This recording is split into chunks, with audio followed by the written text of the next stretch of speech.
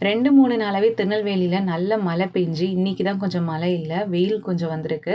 So வெயில் இருந்தாலுமே குளிர் வந்து நல்லா தெரியுது. பயங்கரமா கொஞ்சம் குளிர் இருக்கு. இந்த மாரி கிளைமேட்ல ஏதாவது சூடா சாப்பிட்டா நல்லா இருக்கும்னு சொல்லிட்டு அம்மா வந்து கொழுக்கட்டை செஞ்சுட்டு இருந்தாங்க வீட்ல. இது வந்து இந்த சத்து மாவுல செய்ற கொழுக்கட்டை. அதாவது இந்த பால்வாடியில சின்ன பிள்ளைங்களுக்குலாம் சத்து மாவு குடுப்பாங்க. அந்த சத்து மாவு யூஸ் பண்ணி இந்த கொழுக்கட்டை செஞ்சிருந்தாங்க. இந்த கொழுக்கட்டை செய்றது ரொம்ப ஈஸி தான். அந்த சத்து மாவுல வந்து நம்ம வறுத்த பாசிப்பருப்பு, தேங்காய் துருவல்லாம் கொஞ்சம் சேர்த்துட்டு, நம்மளோட டேஸ்ட்டுக்கு ஏத்த மாதிரி சுகர், கருப்பட்டி, வெல்லம் ஏதாவது ஒண்ணு சேர்த்துக்கணும்.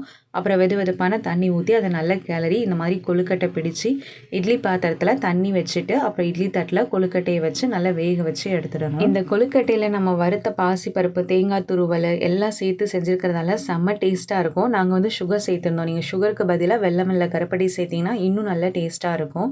ஸோ இந்த கிளைமேட்டுக்கு இத சூடா சாப்பிடுறதுக்கு அவ்ளோ சூப்பரா இருந்துச்சு. ஸோ உங்களுக்கு எப்பவாச்சும் இந்த சத்து மாவு கிடைச்சதுன்னா, நீங்க இந்த கொழுக்கட்டை செஞ்சு பாருங்க. தேங்க்ஸ் ஃபார் வாட்சிங்.